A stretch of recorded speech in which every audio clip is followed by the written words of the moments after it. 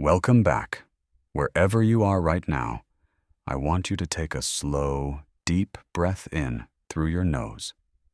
Hold it just for a second, and let it out through your mouth. Long and easy.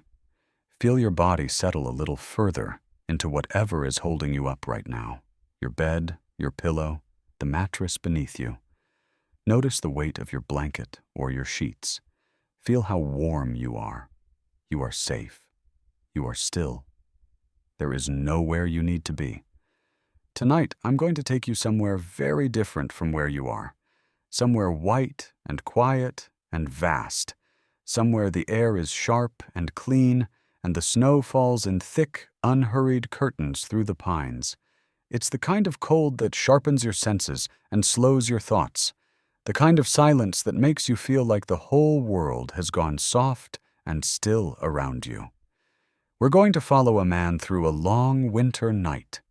A man alone in a deep forest, moving slowly and deliberately through the snow.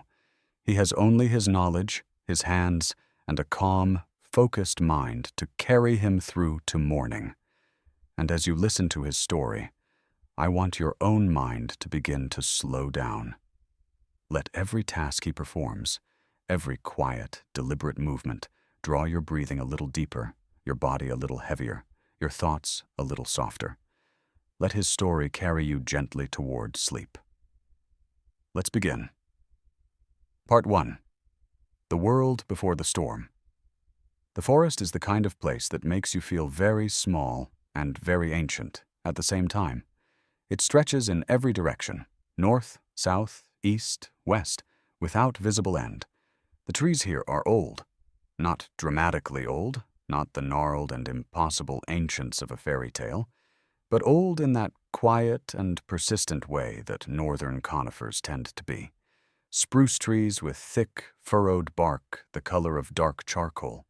White pines whose lower branches spread wide and low, heavy with the weight of the season's first deep snowfall.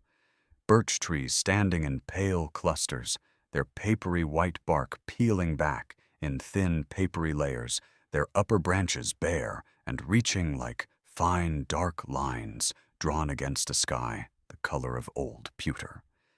It is, in the most precise sensory sense, cold. Not the cold of an air-conditioned room or an open freezer. Those are mild, brief, easily escaped. This is the cold that owns the landscape, that determines everything. It is the kind of cold that makes the snow under your boots speak, each footstep producing a dry, compressed squeak, like the sound of clean glass when you wipe it with a cloth. At very low temperatures, snow crystals lock together differently than they do near the freezing point. They pack and compress rather than melting and rebonding, and the result is that particular crystalline squeak that tells an experienced traveler the temperature has dropped below -10 degrees Celsius or so. The forest itself has a smell in this cold. Or more precisely, the absence of the smells it carries in warmer months, the complex, almost overripe richness of summer forest. All that biology decomposing and generating and breathing is locked away now.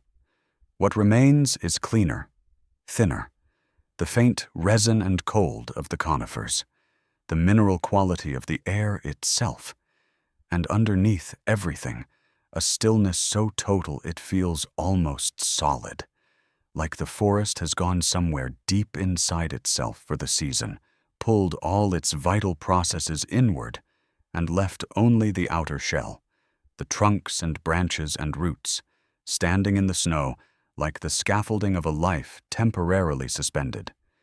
In the middle of this vast, white, cold, and patient place, a man. The man's name is Thomas. He is not famous.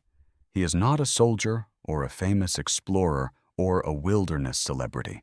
He is simply a man in his early 40s who has spent his whole adult life moving through forests like this one. First as a boy, hiking with his father along trails in northern Ontario, then as a young man who took every spare weekend to go somewhere cold and quiet, and finally as someone who had simply learned over decades of patient experience, how to read a winter landscape the way some people read the faces of old friends. He knows the smell of approaching snow. He knows the way the light flattens before a storm, the sky going from ordinary gray to a deeper, more committed gray, a gray that has made up its mind. He knows the sudden drop in birdsong, the way the chickadees who had been calling from the spruce branches a half hour ago have all gone quiet and tucked in, sensing the change in pressure long before any human instrument would catch it. He had set out 3 days earlier from a small trailhead parking lot, a canvas pack on his back, a well-oiled axe on his belt, and a route he had walked twice before in better seasons. The plan was simple: 4 days out, 3 nights, a loop through a stretch of boreal forest that followed a frozen river for most of its length, before turning back through older growth toward the trailhead. Welcome back.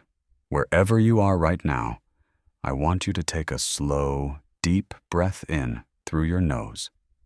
Hold it just for a second, and let it out through your mouth. Long and easy. Feel your body settle a little further into whatever is holding you up right now. Your bed, your pillow, the mattress beneath you. Notice the weight of your blanket or your sheets. Feel how warm you are. You are safe. You are still. There is nowhere you need to be. Tonight, I'm going to take you somewhere very different from where you are. Somewhere white and quiet and vast. Somewhere the air is sharp and clean, and the snow falls in thick, unhurried curtains through the pines. It's the kind of cold that sharpens your senses and slows your thoughts. The kind of silence that makes you feel like the whole world has gone soft and still around you. We're going to follow a man through a long winter night. A man alone in a deep forest, moving slowly and deliberately through the snow. He has only his knowledge, his hands, and a calm, focused mind to carry him through to morning. And as you listen to his story, I want your own mind to begin to slow down.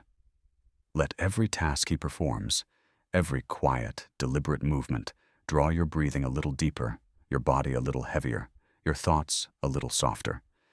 Let his story carry you gently toward sleep. Let's begin. Part 1. The world before the storm. The forest is the kind of place that makes you feel very small and very ancient at the same time. It stretches in every direction, north, south, east, west, without visible end. The trees here are old.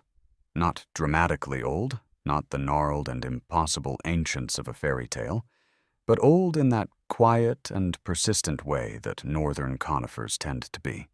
Spruce trees with thick, furrowed bark the color of dark charcoal. White pines whose lower branches spread wide and low, heavy with the weight of the season's first deep snowfall. Birch trees standing in pale clusters, their papery white bark peeling back in thin, papery layers, their upper branches bare and reaching like fine, dark lines drawn against a sky the color of old pewter. It is, in the most precise sensory sense, cold. Not the cold of an air-conditioned room or an open freezer. Those are mild, brief, easily escaped. This is the cold that owns the landscape, that determines everything. It is the kind of cold that makes the snow under your boots speak, each footstep producing a dry, compressed squeak, like the sound of clean glass when you wipe it with a cloth. At very low temperatures, snow crystals lock together differently than they do near the freezing point. They pack and compress rather than melting and rebonding, and the result is that particular crystalline squeak that tells an experienced traveler the temperature has dropped below -10 degrees Celsius or so. The forest itself has a smell in this cold. Or more precisely, the absence of the smells it carries in warmer months, the complex, almost overripe richness of summer forest, all that biology decomposing and generating and breathing is locked away now. What remains is cleaner, thinner, the faint resin and cold of the conifers. the mineral quality of the air itself. And underneath everything, a stillness so total it feels almost solid, like the forest has gone somewhere deep inside itself for the season, pulled all its vital processes inward, and left only the outer shell, the trunks and branches and roots, standing in the snow like the scaffolding of a life temporarily suspended. In the middle of this vast, white, cold, and patient place, a man. The man's name is Thomas. He is not famous. He is not a soldier or a famous explorer or a wilderness celebrity. He is simply a man in his early 40s who has spent his whole adult life moving through forests like this one. First as a boy, hiking with his father along trails in northern Ontario, then as a young man who took every spare weekend to go somewhere cold and quiet, and finally as someone who had simply learned, over decades of patient experience, how to read a winter landscape the way some people read the faces of old friends. He knows the smell of approaching snow. He knows the way the light flattens before a storm, the sky going from ordinary gray to a deeper, more committed gray, a gray that has made up its mind. He knows the sudden drop in birdsong, the way the chickadees who had been calling from the spruce branches a half hour ago have all gone quiet and tucked in, sensing the change in pressure long before any human instrument would catch it. He had set out 3 days earlier from a small trailhead parking lot, a canvas pack on his back, a well-oiled axe on his belt, and a route he had walked twice before in better seasons. The plan was simple. 4 days out, 3 nights, a loop through a stretch of boreal forest that followed a frozen river for most of its length, before turning back through older growth toward the trailhead. In a summer woodland, shelter means something relatively forgiving. A good spot to pitch a tent, a flat piece of ground clear of rocks, trees providing windbreak on the north side. You have time to be choosy. You have hours of light. The consequences of a poor choice are minor discomfort. In a winter woodland, in falling snow and dropping temperatures, shelter means something far more urgent. Every minute you spend searching is a minute of cold exposure. Every bad choice in location could mean waking, or not waking, to a completely buried entrance, or a tree branch coming down under the weight of fresh snow directly onto your sleeping position, or the slow, grinding cold of inadequate insulation, leaching the warmth from your core through the long hours of the night.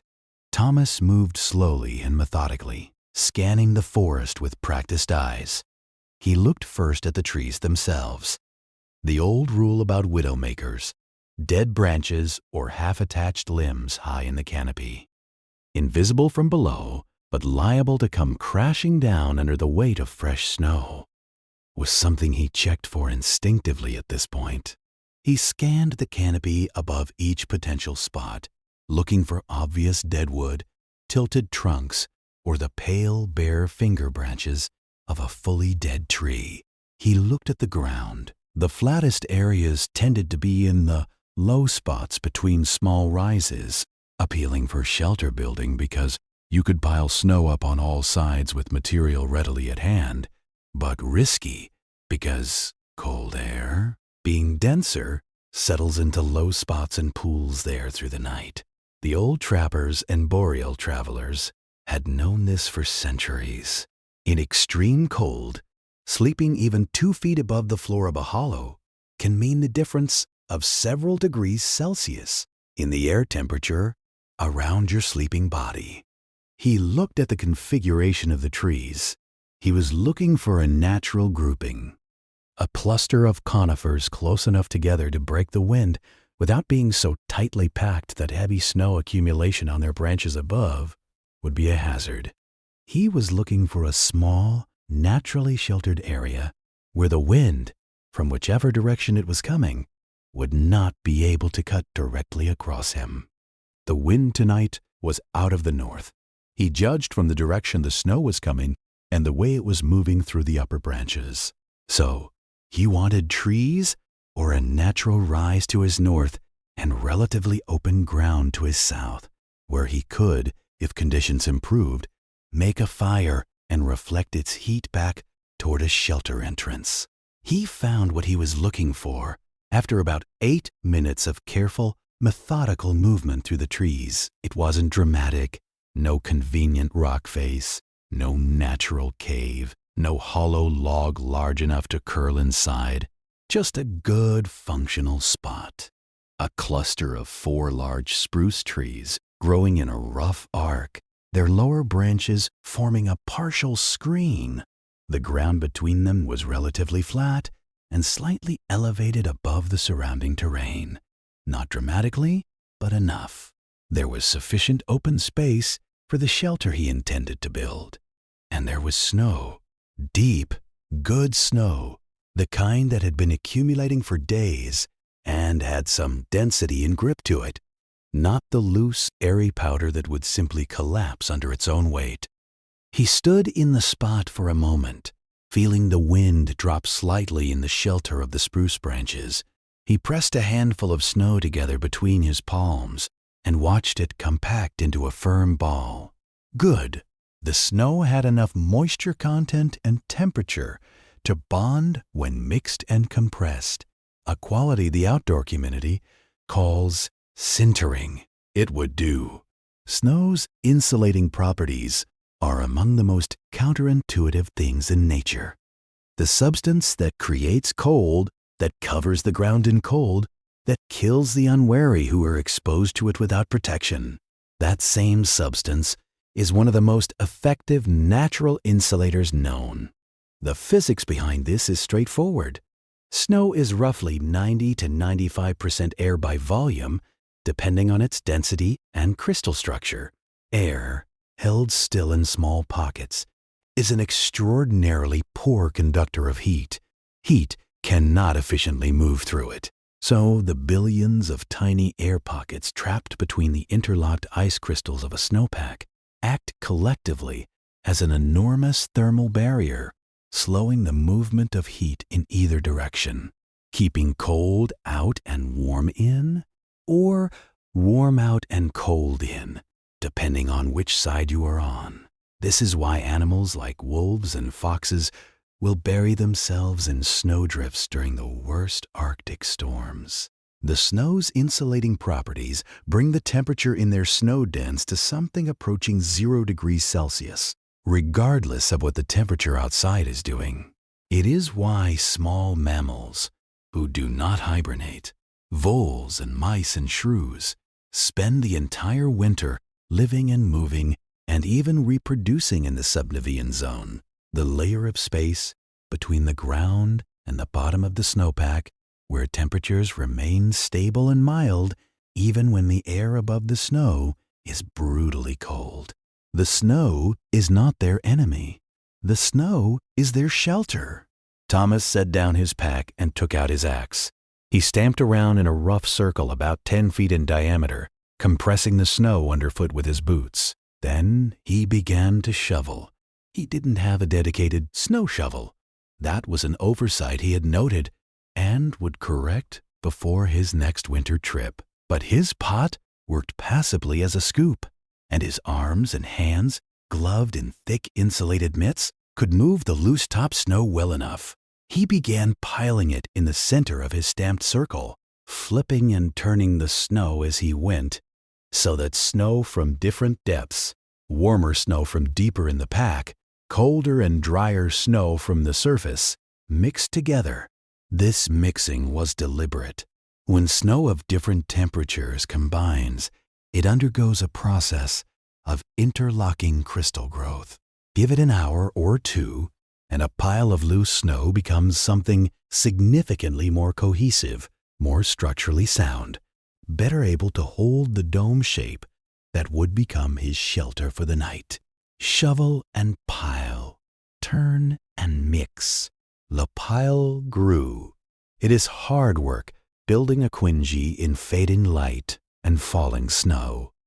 The original term quinzhee, or quinzhee, depending on your source, comes from the Athabascan peoples of Alaska and northern Canada.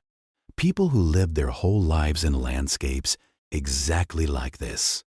1. Who understood snow's properties so intimately that they developed an entire architecture around its peculiar physics. That architectural knowledge, passed down through generations of hunters, trappers, and travelers, was what Thomas was drawing on now. Hands and arms aching, breath coming in steady white clouds in the dim and quiet air. He worked slowly enough to avoid sweating.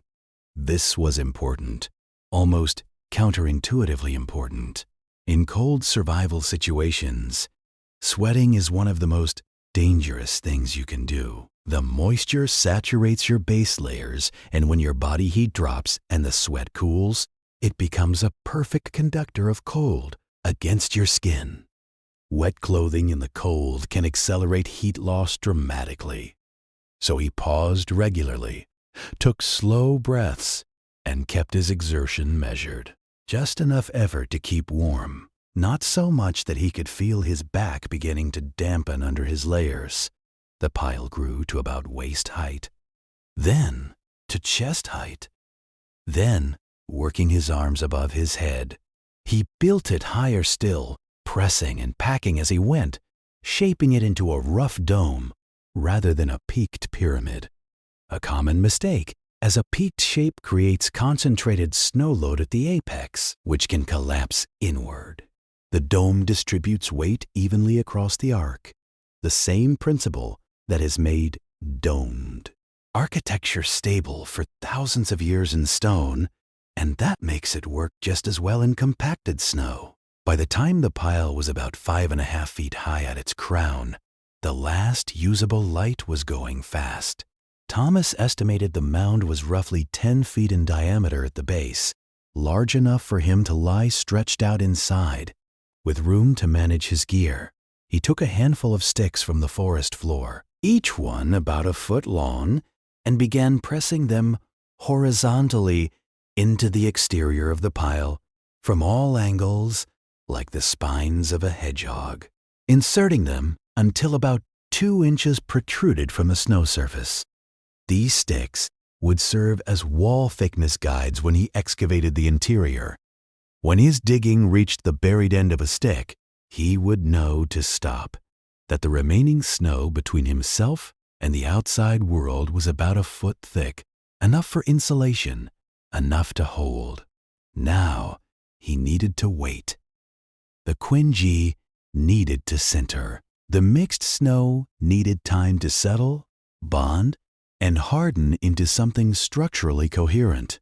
The standard advice was to wait at least 90 minutes before beginning excavation. In ideal conditions, 2 to 3 hours was better. The longer the wait, the more cohesive and solid the dome would be.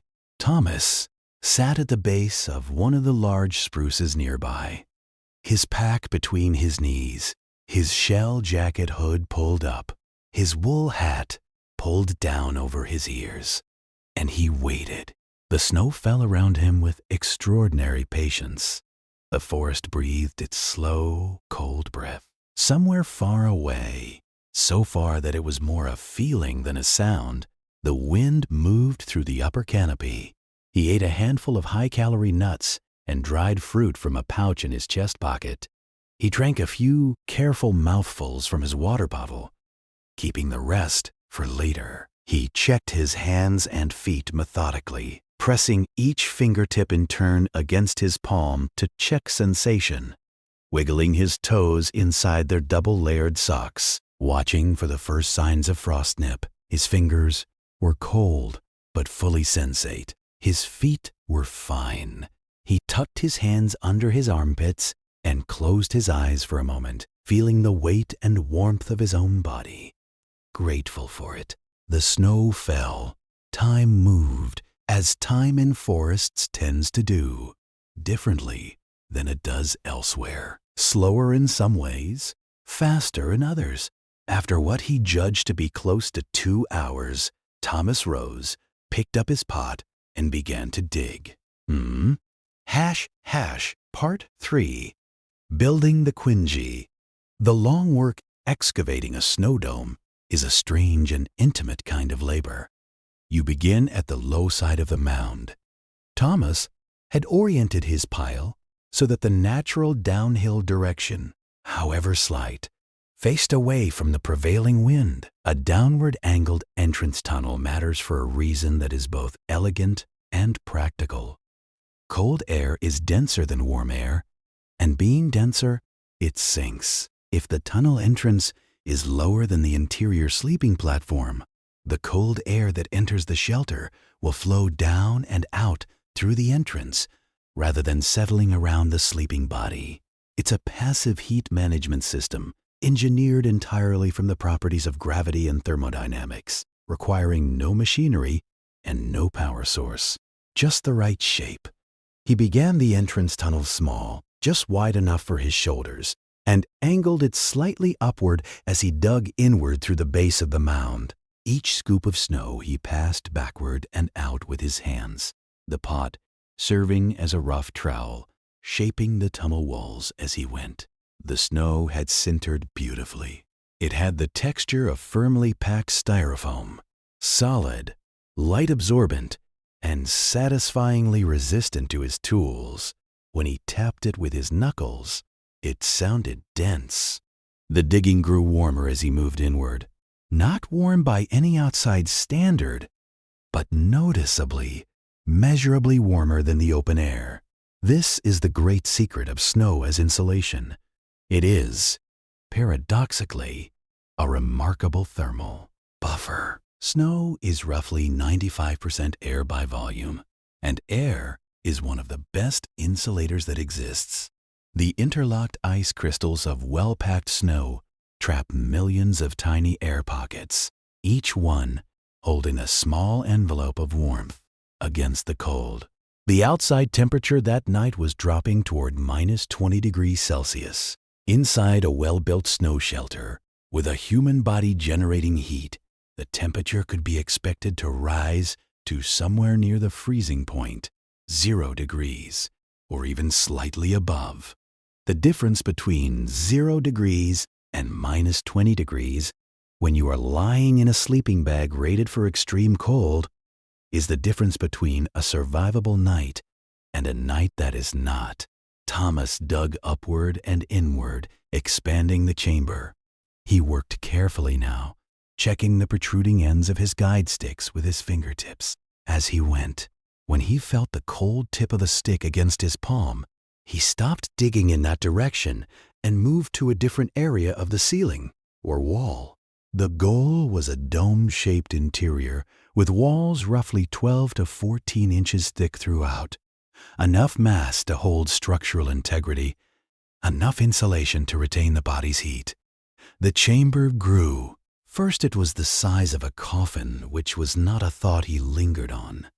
Then it was the size of a small tent. He hollowed out the floor, leaving a slightly raised platform of packed snow on one side, about 6 inches above the main floor level, where he would lay his ground pad and his sleeping bag. This platform mattered. It would be marginally warmer than the floor, and the cold air trap of the entrance tunnel below would prevent the coldest air from pooling at his face and chest as he slept. He punched a ventilation hole through the dome ceiling with one of his sticks, angling it to prevent direct snow falling in, but allowing the steady exchange of air that would prevent carbon dioxide buildup while he slept. This was not optional.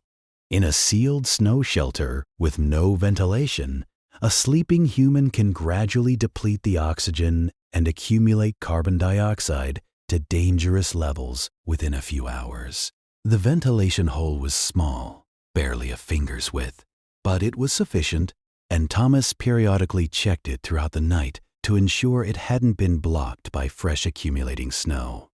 He smoothed the walls and ceiling with his palms in broad, sweeping strokes, eliminating the small bumps and irregular protrusions that could channel meltwater from condensation down onto the sleeping body.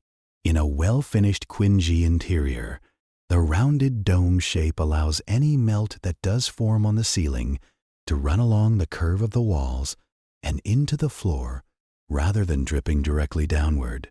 By the time he finished, his arms ached to the shoulder. His back was stiff from the contorted positions excavation required.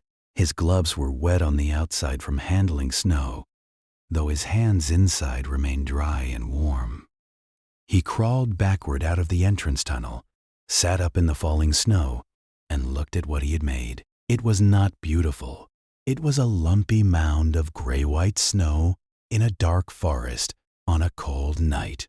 But it was solid, well-shaped, ventilated, and his.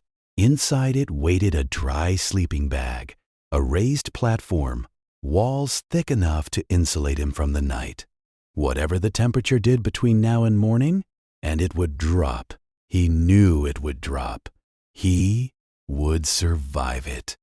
He sat for a moment in the quiet snow, feeling the deep satisfaction of a task completed well through careful, patient work. It is a feeling that has no good equivalent in ordinary life, not the mild pleasure of finishing a spreadsheet or cooking a meal, but something older and more essential than those things, something that sits closer to the bone, the knowledge that your hands and your mind and your knowledge have, between them, made you safe. He rose and turned his attention to fire. Part 4. Fire, the battle against wet wood. Fire is the oldest technology. Long before the wheel, long before the written word, long before any recognizable institution of civilization, human beings were making fire. The evidence goes back at least 1 million years, and possibly much further.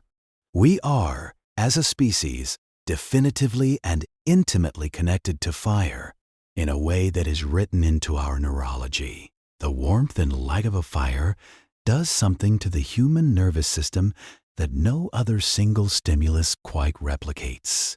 A settling, a softening, a sense of safety that bypasses the thinking mind entirely and speaks directly to something very deep and very old. In the winter wilderness, fire is not merely comforting. It is the difference between drinking water and dehydration. It is the difference between warm food and the crushing caloric deficit of cold survival. It is the difference between wet, frozen hands and dry, functional ones. It is the signal that can bring rescue from miles away. It is, in the most literal and practical sense, life. Thomas knew all of this. He also knew that making fire in a winter forest at night, with snow falling steadily around him, was one of the more technically demanding tasks a person could attempt without the benefit of modern accelerants. And he intended to attempt it properly.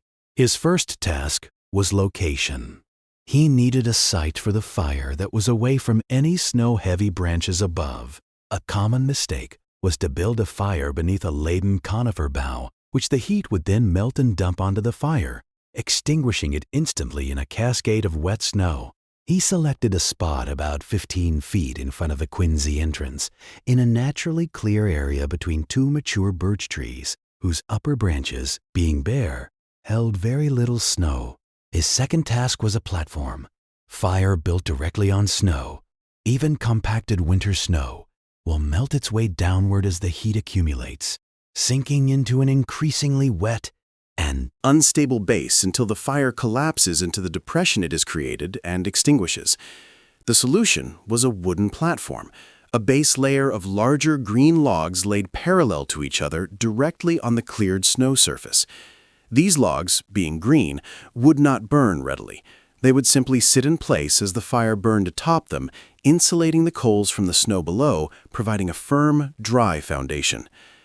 Thomas spent 15 careful minutes collecting the right material. He was looking for dead standing wood, branches and small trunks that had died attached to trees rather than lying on the ground.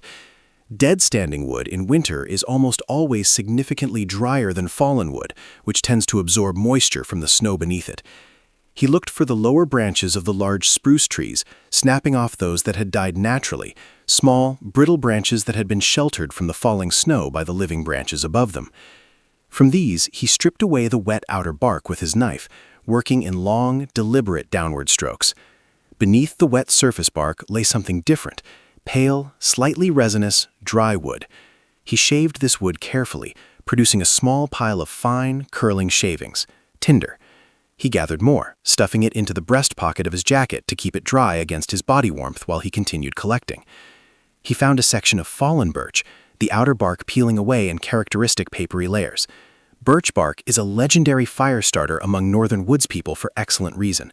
It contains natural oils that make it hydrophobic and highly flammable even when wet on the surface. He peeled several generous strips, noting the way the inner surface was still pale and dry despite the outer surface being cold and slightly damp.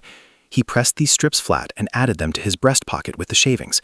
He built the platform, 4 thick green logs laid parallel, packed tightly together, creating a flat, dry surface of about 18 inches by 18 inches, raised 2 inches above the snow. On this, he began constructing the fire itself. The structure he used was a variant of the classic upright teepee configuration, modified slightly for wet winter conditions. He placed the driest and finest of his shaved kindling in a loose mound at the center of the platform. Around this, he built a small teepee of finger-thick sticks, leaning them inward so they would fall gradually onto the kindling as it began to catch. Around the outside of this, he leaned progressively larger material, the larger dry inner wood splits, in a second, larger teepee.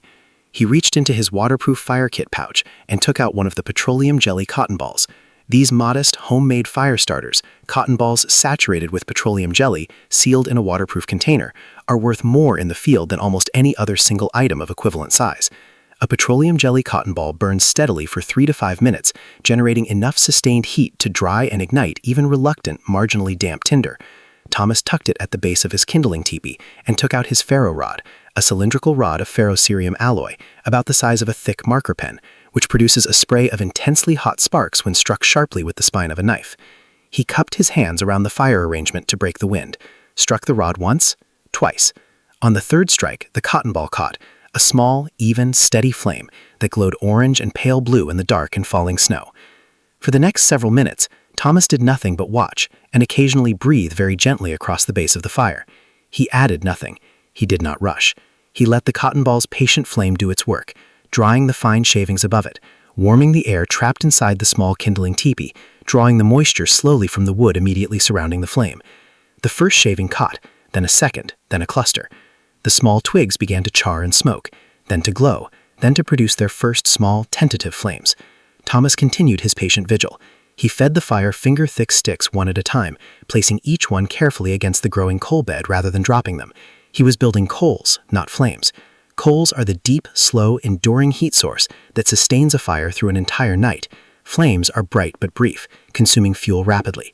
A good coal bed, fed steadily with dry wood, will hold its heat for hours. He arranged the larger logs around the fire as he added them, not yet on the coals, but close enough to be warmed and dried by the rising heat. This was the ancient pyramidal technique, drying each piece of fuel before it was needed, ensuring the fire always had dry material ready to consume without interruption. The fire grew, carefully, steadily, log by log. The light it threw was warm and amber in the falling snow, softening the sharp white world around it into something gentler. The smell was extraordinary, wood smoke and cold air and pine resin, a combination that smells like every campfire that has ever been lit in any northern forest in all the centuries of human experience in these places. It smells like something remembered before it is first encountered. There is a neurological reason for this. Smell is uniquely connected to memory and emotion because the olfactory system, unlike every other sensory system, routes signals directly to the limbic system, the brain's emotional and memory center, without first passing through the thalamus, the brain's central relay station. A smell can trigger a memory before the conscious mind has even had time to register what it is smelling. The smell of wood smoke and cold air is one of the oldest and most universally shared of all human experiences. Every human population that has lived in a cold climate has gathered around fires through the winter for as long as there have been human populations in cold climates, which is to say for hundreds of thousands of years. The smell is in the oldest part of us. It reaches past the thinking mind and says directly to the body, shelter, warmth, safety. You are not alone. You have made fire. You will survive the night. Thomas felt all of this without naming it, in the way that people feel the things that are too old and too deep for language. He worked systematically, moving around the fire in a slow orbit, tending it the way you tend something that matters. He fed it splits of dry wood at regular intervals, not too much at once, which would smother the coals under unburned fuel, and not too little, which would allow the bed to cool and require the whole slow process of re-establishment to begin again. The coal bed he was building was the fire's foundation, its deep heat, the slow orange glow that would persist long after the dancing flames were gone. Flames are visible and dramatic, but they are surface phenomena. Coals are the fire's core, patient and enduring, capable of holding heat through hours of cold and wind that would extinguish any surface flame. Thomas held his hands out toward the warmth and felt the cold in his fingers begin slowly to release. He filled his pot with snow from the undisturbed ground beside him and set it on the fire. Melting snow for drinking water is a task that requires patience and a particular technique. You begin with just a small amount of snow, let it melt into a few tablespoons of liquid water, and then add more snow gradually. Snow added directly to an empty pot over a fire can scorch or dry burn in the areas touching hot metal before enough liquid has formed to protect the bottom. The result is a scorched taste, and more importantly, a pot that is harder to clean in the field. He added snow gradually, watching the small pool of water at the bottom of the pot grow, adding more, watching it grow further. The steam rose in a thin white column from the pot, visible for a moment before dispersing into the cold air above. There is something deeply satisfying about watching snow become water over a fire you have made with your own hands from materials you found in the dark. It is a satisfaction that has no cynical component. It simply is what it is. He drank 2 full pots of melted snow, refilling his water bottle and drinking the rest warm. Hydration in cold environments is one of the least intuitive aspects of winter survival. In summer, thirst is obvious, insistent, hard to ignore. In cold, the thirst sensation is partially suppressed, and the dry air simultaneously causes significant moisture loss through respiration. Every breath in cold air is a breath of extremely dry air, and every breath out carries moisture away from the body. Dehydration in winter is quiet and insidious, and by the time you notice it, it has usually already impaired your thinking and your physical coordination to some degree. Thomas drank steadily and with purpose. He ate a portion of his dried food, warming it in the small pot with hot water until it softened. He sat close to the fire, systematically rotating, facing it, then turning his back to it to warm the back of his legs and pack, maximizing the heat he absorbed from the flames. He gathered additional wood, enough to last several hours, stacking it close to the fire where the radiant heat would continue to dry it. The fire settled into its deep, companionable orange glow. The snow fell around it, hissing softly where the larger flakes drifted close enough to catch the heat at the fire's edges. The trees stood silent. The night pressed in from all directions, soft and enormous and dark, and in the very center of all that darkness was this small, patient, breathing light. Part 5. The Night Inside. Warmth and Survival Physiology. When you crawl into a well-built quinzhee after a long, cold, physical day, something happens to your body that is difficult to describe without having experienced it. The temperature inside, even before a human body begins heating the enclosed space, is already noticeably warmer than outside. Not warm in any conventional sense, still cold, but insulated. The wind is gone completely. The falling snow is gone. The sound of the storm, which you realize only now has been a constant background presence in your ears for hours, is muffled almost to silence. It is the quiet of being inside something solid, the quiet of being held. And there is the light, or rather the quality of the darkness. Inside the quinzhee, with the entrance plug in place, the darkness is complete in a way that is rare in ordinary life. Not the partial darkness of a city bedroom with streetlight filtering through the curtains, or the bedroom darkness of the suburbs with their ambient orange glow.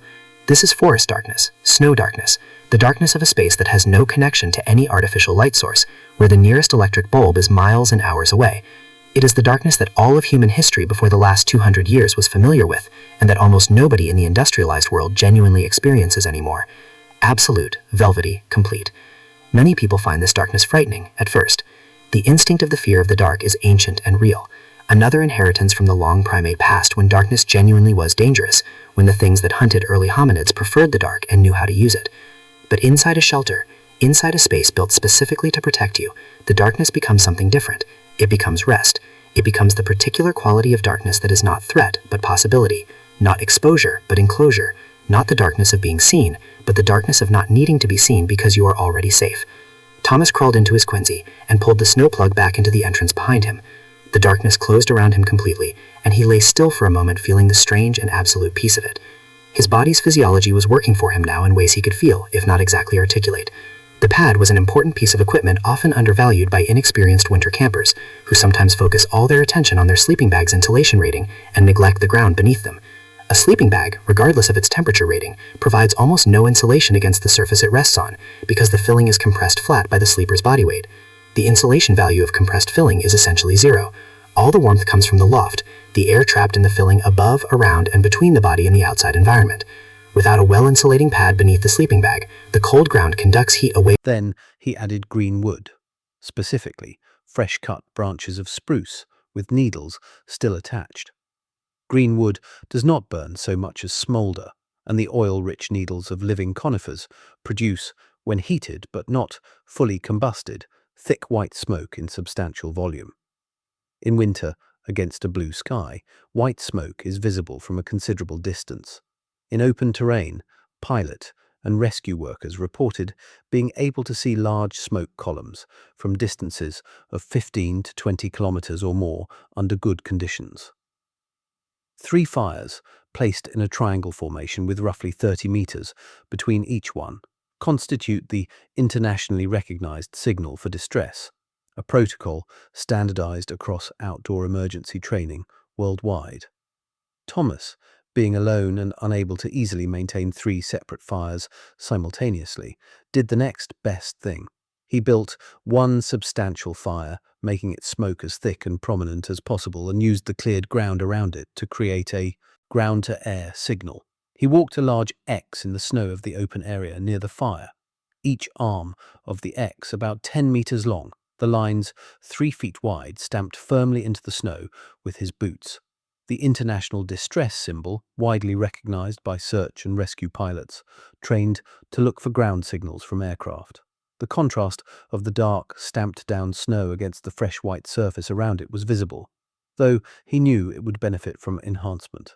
He gathered dark spruce branches and laid them along the lines of the X, deepening the contrast, making the symbol larger and more visually distinct against the white ground. He also placed branches in an arrow shape pointing toward his quinzhee shelter, so that any rescue party who spotted the signal and approached would know which direction to look for him. Ground signals that include directional information halve the time required for rescuers to locate the actual person once the signal has been seen. He blew 3 long blasts on his whistle every 20 minutes throughout the morning, 3 signals being the universal distress call in audio as well as visual communication. 3 whistle blasts, 3 fires, 3 mirror flashes. The number 3 is simple, unambiguous, and memorable. Any experienced outdoor person hearing or seeing 3 of anything repeating at intervals in a wilderness setting will recognize it as a deliberate human signal rather than a natural occurrence. He checked his watch. He had a waterproof watch, not a phone, not a GPS device, but a simple, reliable analog watch with a luminescent dial. It showed 9:42 in the morning. He settled into the routine of tending his signal fire, collecting dry wood to maintain it, periodically adding a burst of green branches to produce smoke and blowing his whistle at intervals. He ate the last of his bark strips and drank more pine needle tea.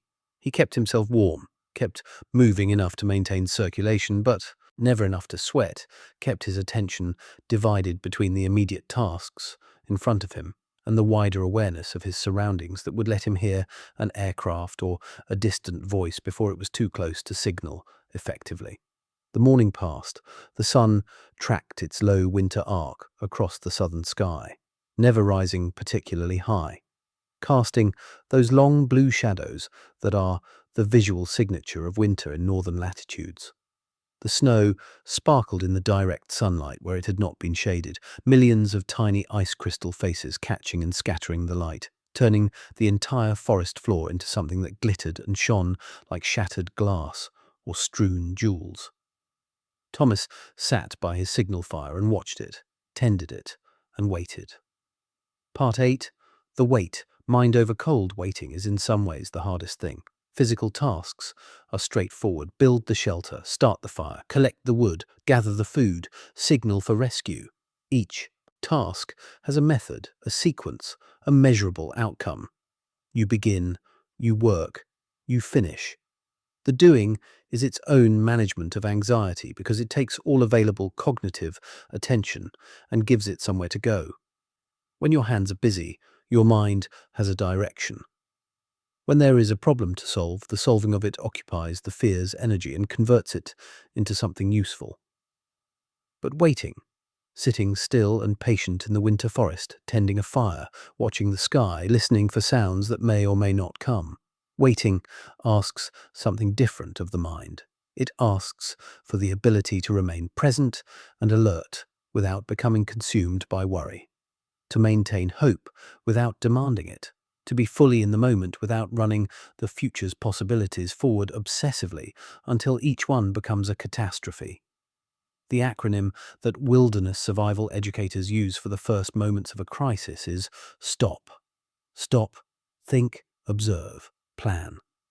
The stop is the most important of these four instructions and also the most difficult. Every instinct in the body wants to move, to act, to do something in response to fear. The adrenaline that floods the system in a stressful situation is designed to produce motion. The ancient, hardwired fight or flight response that served our ancestors well when the primary survival threats were predators and immediate physical danger, situations where speed of movement was genuinely decisive. But in a modern wilderness survival situation, that same adrenaline-driven impulse to just do something can be genuinely lethal. The person who runs blindly through the trees in a blizzard, the person who climbs a ridge in failing light to look for landmarks, the person who burns through their reserves of food and heat and energy in frantic activity that accomplishes nothing because they never stopped long enough to think clearly about what needed to be accomplished. Stop, breathe, think. The panic will pass if you let it, in the way that all feelings pass if you sit with them rather than fighting them. And on the other side of it is clarity, the particular, sharp, useful clarity that comes when the noise in the mind has quieted enough that the actual situation, with its actual resources and its actual challenges, becomes visible. Thomas had lived through this cycle before, in smaller ways. Wilderness survival literature is full of this observation. Survival experts who have studied the psychology of people who have lived through extreme circumstances, the climbers, the lost hikers, the plane crash survivors, the people stranded by storms in remote places, note consistently that the ones who survive are not necessarily the strongest, the most physically capable, or even the most technically skilled. They are, almost without exception, the ones who maintained mental equilibrium, who didn't succumb to the compound downward spiral of fear, producing poor decisions, producing more fear, who found, in the midst of genuine physical danger, some source of psychological stillness to anchor to. Thomas had his. He had developed it over many years of time in forests, consciously, and not the way any skill develops through to patient practice. He was a person who had always found something in wilderness that he found nowhere else, a quality of attention, of presence, that the ordinary machinery of modern life was not very good at producing. Out here, with the ancient and indifferent forest pressing in on all sides, there was no past to regret and no future to rehearse. There was only the fire and the sky and the sound of wind in the pines and the slow, methodical turning of the earth that moved the sun's low arc across the south. He thought about small things. He thought about the exact weight and texture of the quinzhee walls as he had felt them with his palms the night before. He thought about the specific quality of the pine tree's inner bark against his tongue, resinous, faintly sweet, utterly distinctive. He thought about the way the morning light had come in around the snow plug at the entrance of the shelter, pale and gentle, the way light comes in under a closed door. He thought about fire, the actual physical phenomenon of combustion, the rapid oxidation of hydrocarbons in the presence of oxygen, the cascade of molecular activity that produced this gentle orange light that had kept his kind alive through a million winters. The carbon atoms in the wood he burned had been pulled from the atmosphere by the tree's needles over decades of slow photosynthesis, stacked into molecules of cellulose and lignin, stored patiently in the tree's fibers until this moment when his hands had put them into the fire and the fire had released them back into the air, and the energy of that release had warmed his hands and melted his snow and kept him breathing through the night. He thought about continuity, about the unbroken chain of human beings who had sat beside fires in winter forests across every northern landscape on Earth, for longer than any recorded history goes back. The Athabascan hunters who had named and refined the quinzhee, the Sami who had scraped pine cambium with stone tools and mixed it with rye flour to make bread through the long dark winters of Scandinavia, the trappers of the Canadian North who had followed the rivers for months at a time, sleeping in snow shelters, eating what the land offered, travelling by dog team and snowshoe through landscapes that looked, in their essentials, exactly like this one. His hands were their hands. His fire was their fire. His knowledge, learned from books and courses and experience, rather than from a father's patient winter teaching, was nevertheless their knowledge passed through time, the long, slow accumulation of what it means to survive in the cold. There is something deeply stabilizing about this thought in a survival situation, the feeling that what you're doing is not new, that the cold you are sitting with is not the first cold, and you Are not the first person to sit in it. That every single challenge you face in this forest, the wet wood, the deep snow, the dropping temperature, the disorientation, the fear, the hunger, has been faced by people who had far less than you, who lacked even the knowledge that your situation was temporary and rescue was coming. People who spent entire winters in landscapes exactly like this one, not because they were lost or unlucky, but because this was simply where they lived and how they lived, season after season after season. They survived. Almost incomprehensibly, given the conditions they inhabited, they survived. And they built cultures and families and bodies of knowledge in the middle of that survival. And some portion of that knowledge had found its way, through books and teachers and direct experience, into the mind and hands of a man sitting beside a signal fire in a northern forest on a winter morning, drinking pine needle tea and waiting to be found. He tended his fire. He blew his whistle at intervals. He watched the sky. At around 2 in the afternoon, with the winter light already beginning its early retreat toward evening, he heard it. Not from the sky, but from the ground. A human voice, distant, indistinct, coming from the northeast. He was on his feet instantly, his whistle to his lips, blowing the 3-blast distress signal with everything his lungs could provide, pausing to listen, blowing again. The voice got louder, then 2 voices, then the distinctive crackling sound of a radio, the characteristic sound of a search and rescue team communicating on the move through the trees. Thomas added a generous armload of green spruce branches to a signal fire all at once, producing a massive billow of white smoke that rose above the canopy in a thick, visible column, and stood in the open area beside his X signal, waving his bright orange shell jacket above his head with both arms. 2 figures in high-visibility orange vests emerged from the tree line about 200 meters away, moving toward him through the snow on snowshoes. They were calling his name. He called back. They found each other in the quiet and cold forest in the middle of the afternoon, with the smoke still rising from his signal fire and the sun already dipping toward the tree line. And whatever it is that a person feels in the moment of being found, relief certainly, and gratitude certainly, but also something more complicated and harder to name, all of it moved through Thomas in a long, shaking breath that he let out slowly, while one of the rescuers had hold of his arm and was asking him standard assessment questions about whether he was warm, whether he had eaten, whether he had any injuries. He was warm. He had eaten. He had no injuries. He was, by every material measure, fine. Part 9. The Journey Out and What Remains. They walked out together through the afternoon forest, the 2 rescuers flanking Thomas in the silent way that people who have done this before move, efficiently, without drama, watching him for signs of fatigue or disorientation, offering him hot tea from a thermos one of them carried, and a high-calorie energy bar from a chest pocket. The trail was only 2 kilometers from where they had found him. He had been further off than he'd estimated, somewhat more than 3 kilometers north-northeast of his intended campsite, in a section of forest he had never entered before. The navigational error had been small, as navigational errors in whiteout conditions often are, a degree or 2 off true course, propagated over distance until the error was significant. He walked it off in 45 minutes. As he walked, he noticed things about the forest the way you notice things when you know you are leaving them, the way the afternoon light came in at a low angle through the trees, long and amber and nearly horizontal, making the shadows of the trunks stretch in dark parallel lines across the snow, the sound his snowshoes made, the rhythmic crunch and squeak that had been the constant background sound of his days in this place, the smell of the cold air, which he was already, even now, beginning to miss. He thought about the quinzhee he was leaving behind. It was standing there still, in the cluster of spruce trees, a small dome of compacted snow that would persist for days or weeks until the warming weather or the settling of its own crystalline structure collapsed it gently inward. Nobody would see it. Nobody would know it had been there. It would simply melt back into the landscape in the spring, leaving no trace beyond a small depression in the ground, a small circular area where the snow had been disturbed.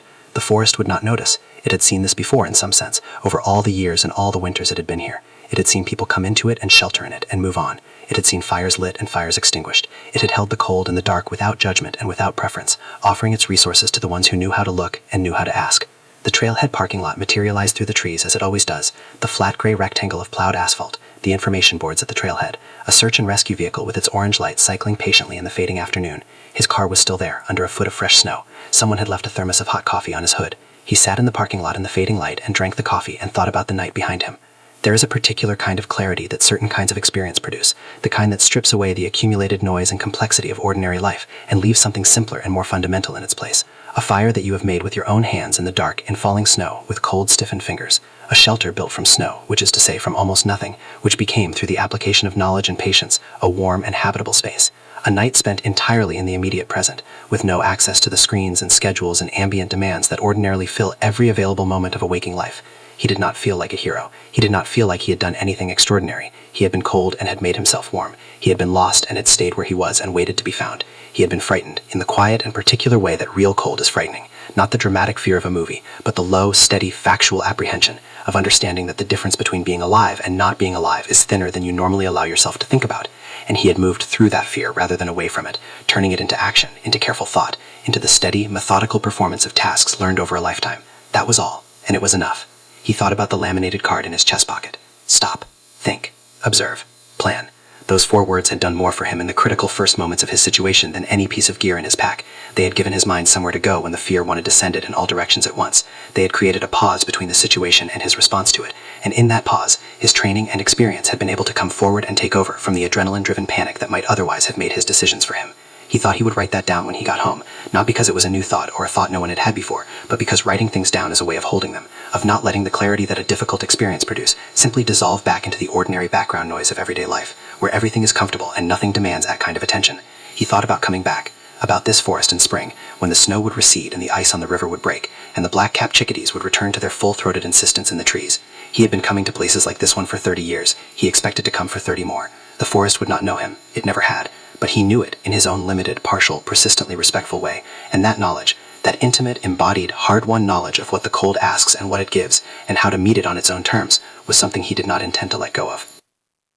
He drove home in the dark, the heater turned all the way up, the snow along the highway shoulders glowing in his headlights. The trees lined the road on both sides, dark and still and enormous. Inside them, somewhere in the darkness between their trunks, a billion small creatures were managing the cold in their own ways, tucked into dens and burrows and nests, metabolism slow to the minimum viable rate, waiting with the patient and absolute faith of wild things for the long turn of the season toward light and warmth. He thought about those creatures, the voles living their entire lives in the sub-Nivean zone, that hidden layer of warmth and quiet between the ground and the snow's underside, a whole invisible world that most people have never imagined, through which tunnels and runways connect the entrances to dozens of small warm dens, all of it existing in the few degrees of relative warmth that the snowpack creates above the frozen earth below. Those voles would not emerge until spring. They were already committed to the dark and the quiet and the long, still wait, and they were by every biological measure fine, warm enough, fed enough, alive and small and warm in the deep middle of the winter night. He thought about the trees themselves, the spruce and white pine and birch of his forest, none of which he would see again until spring, all of which would still be standing in their quiet rows when the snow finally receded and the first bare ground showed itself between the drifts. Trees do not hibernate in the way that animals do. They do not lose consciousness or slow their hearts or drop their temperatures to match the ambient cold. They simply stop. They cease the processes that require warmth, the photosynthesis, the water movement through the xylem, the new growth at the tips of branches and roots. They close off the pathways that would allow damaging ice crystals to form in their tissues. They concentrate the sugars in their cells to lower the freezing point of their internal fluids, a biological antifreeze that the more cold-hardy species have refined over millions of years of evolution in exactly this climate. And then they wait, standing in the cold and the dark and the snow, holding everything they have accumulated through the long productive months of summer and autumn, waiting without impatience for the light to return and the warmth to rise and the world to resume. He drove through the dark and the cold and arrived in time at a warm and lit place where he could sleep.